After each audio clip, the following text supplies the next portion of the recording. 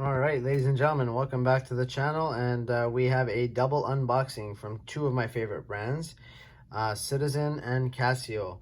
And as you can see, there's a vintage collection. I haven't opened that yet. This one I opened, and because I had an issue with the first one, so I just wanted to make sure this one was okay. And so let's get right into it and open this up. So as you can see, they call this the PRT.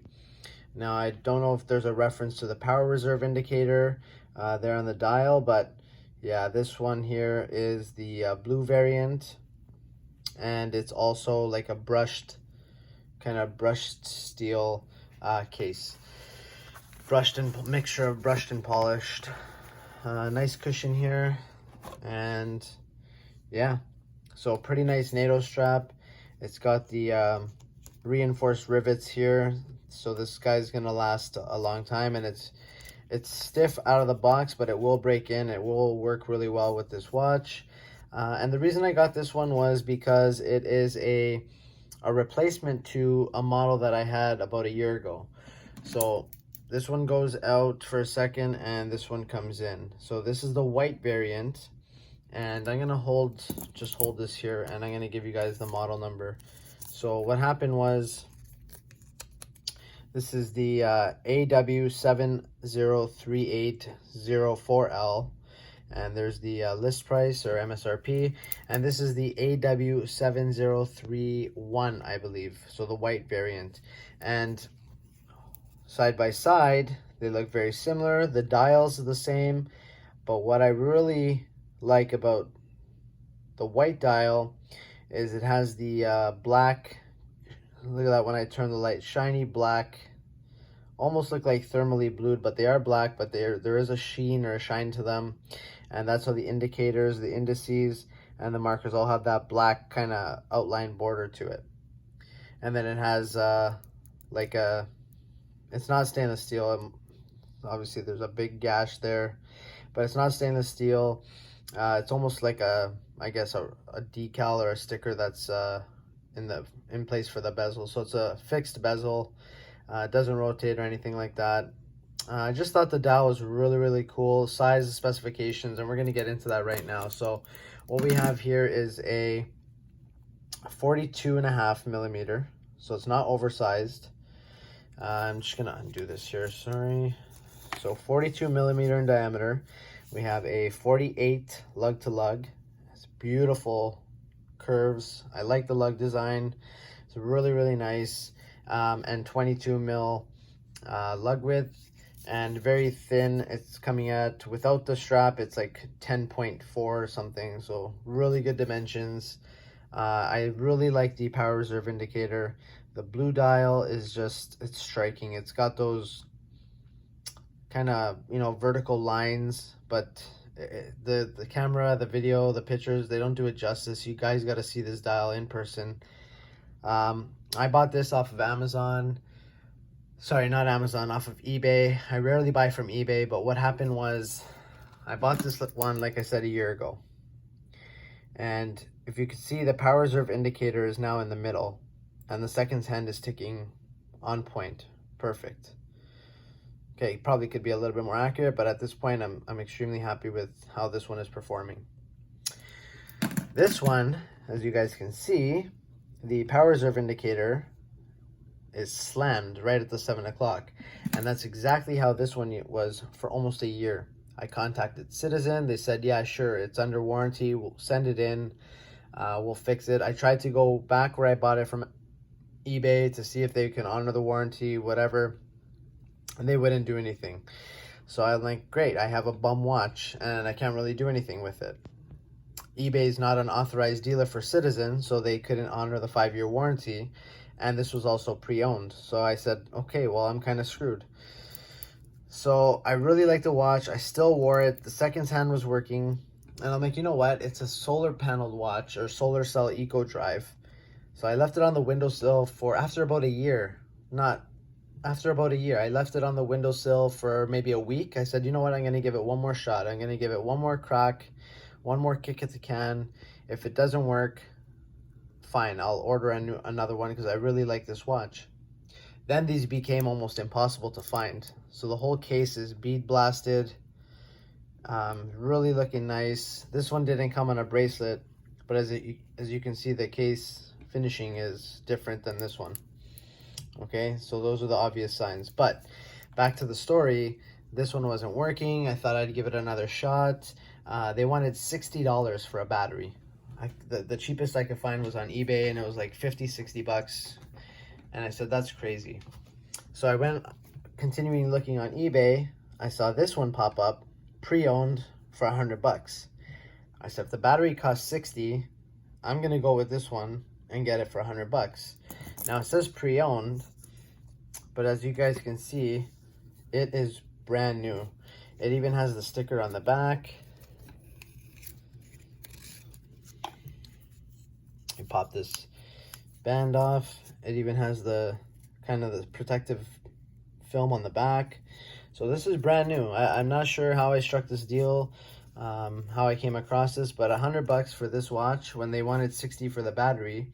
So my thinking was, okay, get this watch, take out the battery out of this watch since it's pre-owned and used, and put it in the white dial, because I don't have any white dial watches, and this one I just think is phenomenal. It's hard to see, but if you guys see the finish up close without the light blinding everyone,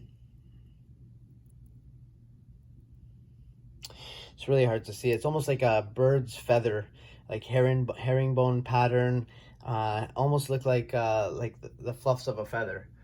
So it's hard to explain, but I have a feather here, and not because of this video. I actually found it at the park and I transformed it into a pen. But see that pattern there, that kind of feather pattern? That's exactly how this dial looks.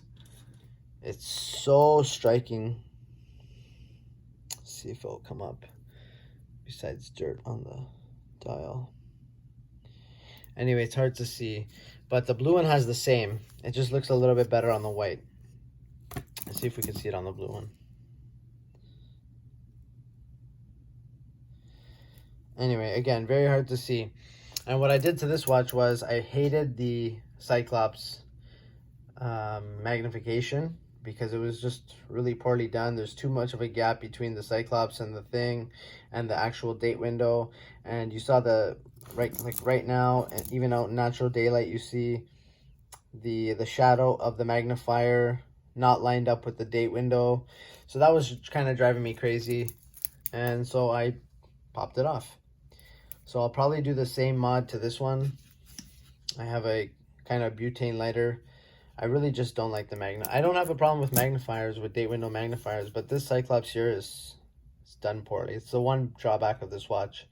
Other than that, I don't really have any other issues. So I noticed that when this one came in, it's also slammed at the 7. It's also double ticking, which means this could have been sitting in a drawer, could have been sitting in a cabinet. Who knows? I'm going to leave it on the windowsill for about a week. It's summertime now here in Toronto. We're getting some crazy heat waves, and it doesn't need natural light. It could be under a lamp. But I'm going to take advantage of the nice weather we're having. Maybe leave it outside under my canopy in the backyard, and see if this comes back to life, because that's what happened with this one. Okay, so that's enough about this. I'll do another video on the comparison, but this was just a quick unboxing. Thanks guys for listening, and now we're going to get into the the Casio vintage.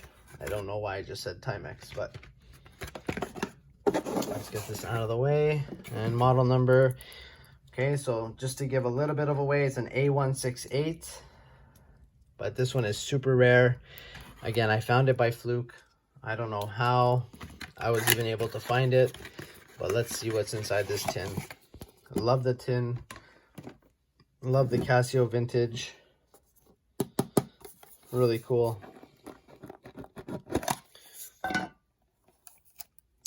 Oh yeah.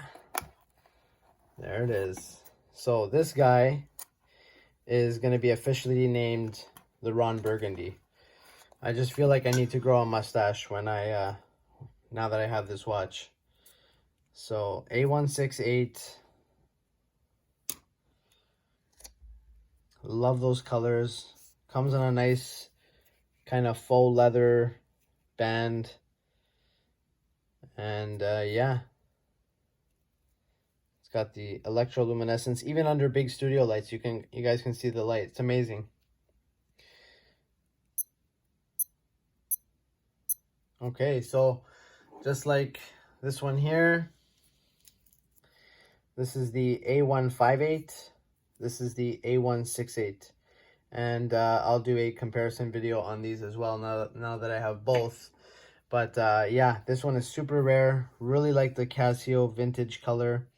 I was gonna spend money on the, not like it's a lot of money anyway, but I was gonna buy the A168, the regular one. But honestly, it looked almost identical to the A158 color scheme, color-wise. I know it has the better electroluminescence. Then I stumbled upon this guy and I had to get it right away. First of all, I never seen it before. I know they're hard to find, or else I would have seen it sooner. I'm not sure why this is not all over YouTube or Instagram, but it will be soon. You guys can head over to my Instagram. There's going to be lots of photos coming up of these two watches. It's the same name as my channel, Time Flies By, but the Instagram handle's Time Flies By 2020. Please have a check there for a lot of wrist shots, a lot of wrist rolls, a lot of natural outdoor scenery shots, and yeah, a lot of good stuff like that coming. So yeah, I just really wanted to show this piece. I wanted to get it in hand, and it's not that stiff. It's actually not bad for a Casio. I paid, so this was a special Japan import, the A158, and this was $30 Canadian. And this guy here was a little bit more. This was about, I want to say 80 bucks. So the A168 regular is like 40 or 50. I spent a little bit more. Yeah, I'm not getting a stainless steel bracelet, but look at this color. Look at this colorway. It just screams Ron Burgundy. If you guys don't know that reference, obviously it's from the movie there, you know, Anchorman. He wears this color kind of jacket on air, and obviously has the mustache, and I just screams vintage, screams 80s.